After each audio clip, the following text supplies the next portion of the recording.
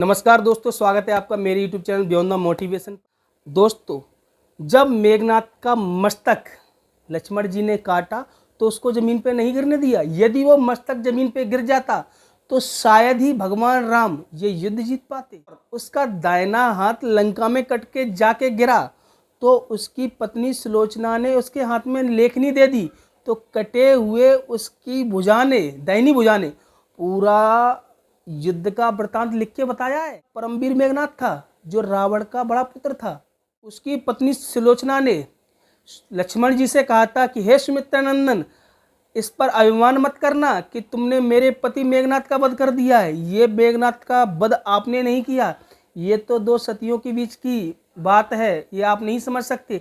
मैं भी परम सती हूँ और आपकी पत्नी भी परम सती है। अभी तक यदि आपने मेरे चैनल को सब्सक्राइब नहीं किया है तो चैनल को सब्सक्राइब कर लें और बेल आइकन दबा लें, इससे आपको मेरी वीडियो की नोटिफिकेशन प्राप्त होती रहे।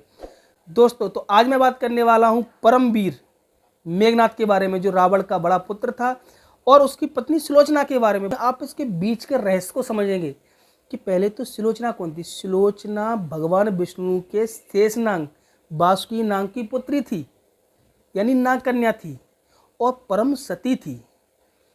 और मेघनाथ भी एक स्त्री वधधारी था, इसीलिए उसको जितेंद्रिय इंद्रजीत बोलता था।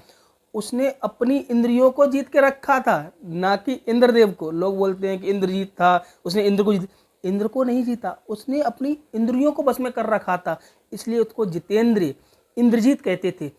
तो मेघनाथ का जब लक्ष्मण जी से युद्ध होता है तो लक्ष्मण जी युद्ध करने के लिए जाते हैं, तो भगवान राम लक्ष्मण जी से कहते हैं कि मुझे पता है, यकीन है कि तुम युद्ध जीत जाओगे और मेघनाथ का वध कर दोगे, लेकिन एक बात को याद रखना कि जब भी मेघनाथ का मस्तक काटो तो उसको जमीन पे मत गिरने देना। अगर उसका मस्तक जमीन पे गिर गया तो हमारी सारी सेना खत्म हो जाएगी और शायद ही हम युद्ध जीत पाएंगे।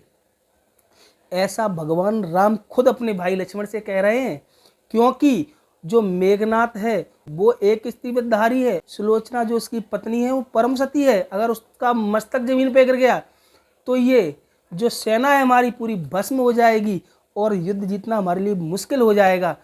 तो भगवान राम के छोटे भाई जब लक्ष्मण युद्ध के लिए जाते हैं और विशेष तीरों से चला करके उसका जब सर काटते हैं, तो सर जब जमीन पे गिरने लगता है तो हनुमान जी उनके मेघनाथ का सर लेके, मस्तक को लेके आते हैं और भगवान श्री राम के चरणों में रख देते हैं।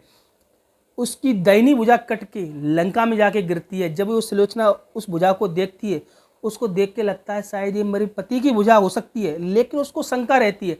अब परम सती होने के कारण वो भुजा को स्पर्श नहीं करती, क्योंकि परम सती स्त्री किसी अन्य पुरुष की भुजा को कैसे स्पर्श कर सकती है। तो वो भुजा के सामने विनती करती है, हे भुजा, विभिन्न प्रकार के विनय और निवेदन करती है, यदि तू मेरे पति की भुजा है, यदि मेरे सती तो सही है, मैं परम सती हूँ, तो तू ये लेखनी ले और लिख के बता तू किसकी भुजा है और युद्ध में क्या हुआ। तो वो कटी हुई भुजा उस लेखनी को उठाती है, युद्ध का पूरा वृतांत लिखती है और बताती है कि हे प्रिय, मैं ही मेघनाथ की भुजा हूँ और मेरा मस्तक सुमित्रा नंदन लक्ष्मण जी ने काट दिया है। भगवान श्री राम के छोटे भाई ने मेरा मस्तक काट दिया है और मेरा वध कर दिया है, और मेरी भुजा है ये। और तो बड़ी वो रोने लगती है और व्याकुल हो जाती है और आंखों से उसके अश्रुधार बहने लगती है। तो वो हाथ जोड़ के बोलती है, हे पतिदेव, आप बताइए आपका वध लक्ष्मण जी कैसे कर सकते हैं। परम सती मैं होने के बाद, आप इंद्रजीत होने के बाद, क्योंकि आपने सारी इंद्रियों पे बस करके रखा हुआ है, एक पतिव्रतधारी होने के बाद, एक पत्नी व्रताधारी होने के बाद आपका वध तो कोई कर ही नहीं सकता संसार में। तो वो वृतांत में लिखती है भुजा कि जो लक्ष्मण जी हैं, सुमित्रा नंदन जी हैं, उन्होंने 14 वर्ष से कुछ भी अन्न ग्रहण नहीं किया है और स्त्री को भी उन्होंने स्पर्श नहीं किया है, अन्न जल ग्रहण नहीं किया है, 14 वर्ष से तपस्या कर रहे हैं। और उनकी पत्नी भी परम सती है और वो भी तपस्या करी, उसके प्रताप से उन्होंने मेरा मस्तक काट दिया, मेरा वध किया है।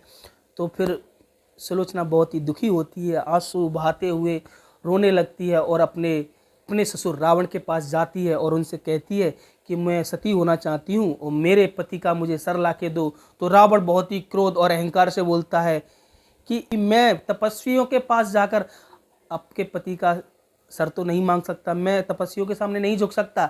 वो कहता है एक सर की छोड़ो, सुबह होते ही मैं खून की नदियां बहा दूंगा और एक मस्तक छोड़ो सहस्त्रों हजारों मस्तकों के ढेर लगा दूंगा। एक मस्तक की तो बात क्या है, लेकिन सुलोचना कहती है अपने ससुर से, हे पिताजी मुझे लेकिन मेरे प्रिय पति का मस्तक ही चाहिए, जिसके मैं अपने आप को सती कर सकूं, उसके साथ सती हो सकूं।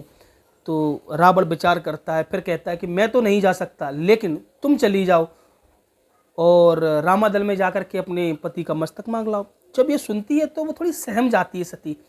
तो रावण बड़े ही प्रिय और बड़े ही ज्ञानी वचनों को बोलता है, वो वचन आपको सुनने चाहिए। इस वीडियो को बिल्कुल भी स्किप ना करें, अंत तक देखें। वो अपने बहू से ऐसे वचन बोलता है, आपको बिल्कुल भी शंका नहीं करनी चाहिए उस शिविर में जाने में, क्योंकि उस शिविर में पुरुषोत्तम राम हैं और परम ब्रह्मचारी हनुमान जी हैं और जितेंद्रिय इंद्रियों को जीते हुए लक्ष्मण जी हैं और वहाँ पे बहुत ही बड़े बड़े योद्धा हैं जो धर्म का पालन करने वाले। वहाँ पर अगर आप जाते हो, अपने पति का मस्तक मांगते हो, तो वहाँ से आपको निराशा नहीं मिलेगी। तो ऐसा समझ करके फिर सुलोचना अपने सहचारियों को लेकर के रामादल में जाती है। तो जैसे ही भगवान राम को पता लगता है कि सुलोचना, परम सती सुलोचना अपने पति के मस्तक को लेने आ रही है, तो भगवान अपने छोटे भाई लक्ष्मण और हनुमान अंगद सहित खुद ही स्वयं खड़े होकर आगे चलने लगते। चल करके उसके पास पहुंचते हैं तो वो पहले तो भगवान राम को देख करके एकदम से रुदन करने लगती है, फिर भगवान राम की स्तुति करने लगती है। भगवान राम उसको बीच में ही रोक देते हैं, बोलते हैं मेरी स्तुति करके मुझे शर्मिंदा ना करें, मुझे मतलब मेरी स्तुति करके मुझे और शर्मिंदा ना करें, क्योंकि मैंने आपके पति का वध किया है और आप मेरी स्तुति कर रहे हैं, ऐसा करते हैं। तो वो फिर रोने लगती है और अश्रु की धारा उसके आंखों से बह रही है। उसने कहा, हे प्रभु, मैं तो बस अपने पति का मस्तक मांगने आई हूँ, मुझे अपने पति का मस्तक दे दो, जिसको लेकर के मैं सती को प्राप्त कर सकूँ, सती हो सकूँ। तो भगवान राम हनुमान जी की तरह इशारा करते हैं, हनुमान जी उसका मेघनाथ का मस्तक उसको देते हैं। जब वो मस्तक ले लेती है और चलने के लिए होती है, तभी सुग्रीव, वानर राज सुग्रीव के मन में ऐसा विचार आता है कि ये सब वृतांत तुम्हें कैसे पता। तो वो पूछते हैं कि आपको ये सब कैसे पता लगा कि मस्तक, आपके पति का मस्तक भगवान राम के पास है। तो वो बताती है कि हमारे पति की दाहिनी भुजा ने लिख के ऐसे वृतांत करके युद्ध का उन्होंने बताया। तो वो व्यंग भरे शब्दों में सुग्रीव बोलने लगते हैं कि अगर भुजा लिख सकती है तो शायद ये मस्तक तो हंस भी सकता है मरा हुआ। तो भगवान राम उनको टोकते हुए बोलते, मित्र ऐसी बातें मत कहो, परम सती के बारे में आप जानते नहीं। परम सती जो चाहे, परम सती का पति, ये तो मस्तक मरा हुआ क्या, ये तो हंसेगा ही, वो जो चाहे वो हो सकता है पृथ्वी पे। तो जब भगवान ऐसा बोलते हैं तो शायद सुलोचना भी सोचती है कि ये समय भगवान राम भी चाहते हैं कि ऐसा हो, तभी भगवान राम ने ऐसा बोला है। तो वो अपने हाथ जोड़ करके मस्तक के सामने कहती है, यदि मैं परम सती हूँ और मैंने अपने जीवन में पर पुरुष को देखा भी नहीं हो, स्पर्श भी नहीं किया हो, और मेरे परम सती को मान करके मेरे पति का मस्तक हंसने लगे, तो मेघनाथ का, मरे हुए मेघनाथ का कटा हुआ मस्तक अट्टहास करके हंसने लगता है। तो सब लोग उसके हाथ जोड़ के वंदना करते हैं। सुलोचना अपने अश्रु में धारा लेके बोलती है, हे सुमित्रानंदन लक्ष्मण जी, आप ये मत सोचना कि आपने मेरे पति मेघनाथ का वध कर दिया है, आपने मेरे पति का वध नहीं किया। इस संसार में मेरे पति का तो वध कोई कर ही नहीं सकता। ये तो दो पतिव्रता नारियों के बीच की कहानी है। आपकी पत्नी भी परम सती है और मैं भी अपने पति की अनन्य उपासक हूँ, लेकिन बस अंतर इतना है कि मेरे पति रावण का अन्न खाते हैं, जिसने आपके बड़े भाई की पत्नी का हरण किया, यानी स्त्री का हरण कर लिया है, उसके घर का अन्न खाते हैं, और अधर्मी आचरण करता है उनका अन्न खाते हैं, इसीलिए उनका वध हो गया है। कभी अपने मन में अभिमान मत लाना कि आपने इनका वध कर दिया है। इतना कह करके वो वहाँ से चलने लगती है और भगवान राम से भी कहती है कि हे कृपा निधि, हे करुणा निधि, आज मैं अपने पति के मस्तक के साथ सती होना चाहती हूँ। तो मेरा आपसे एक निवेदन है हाथ जोड़ के कि आज युद्ध ना हो, कोई आज का युद्ध विराम दे देना, क्योंकि कोलाहल ना हो, किसी और की मृत्यु ना हो, मैं शांतिपूर्वक सती होना चाहती हूँ। तो भगवान राम उसकी बात को सिरद्वार करते बोलते हैं कि ऐसा ही होगा, आज युद्ध नहीं होगा, तो युद्ध विराम हो जाता है। वो अपने मस्तक को लेकर जाती है, वो अपने पति के मस्तक को लेकर जाती है और समुद्र के किनारे अन्य जो उसके सैनिक थे उनका भी अंत्येष्टि होती है। वहीं पे चंदन की लकड़ियों की अंत्येष्टि बनाई जाती है और सुलोचना जो परम सती है, जो बासुकीनाग की कन्या है, वो अपने पति का मस्तक लेके गोदी में बैठ जाती है और भगवान अग्निदेव का आह्वान करती है और एकदम से लपटें उत्पन्न हो जाती हैं और देखते ही देखते स्वाहा हो जाती है। तो दोस्तों ये कहानी थी परम सती सुलोचना और उसके पति परम प्रतापी मेघनाथ की, कि वो इंद्रजीत क्यों था, इंद्रजीत क्यों बोलते थे, और परम सती सुलोचना की वो कितनी बड़ी पतिव्रता थी, ये भी आपने समझा। दोस्तों यदि आपको ये वीडियो अच्छा लगा हो तो मेरे चैनल को सब्सक्राइब जरूर कर लें और वीडियो को लाइक करें, कमेंट करें और शेयर करें। मिलते हैं किसी नए वीडियो में नई जानकारी के साथ, तब तक के लिए धन्यवाद।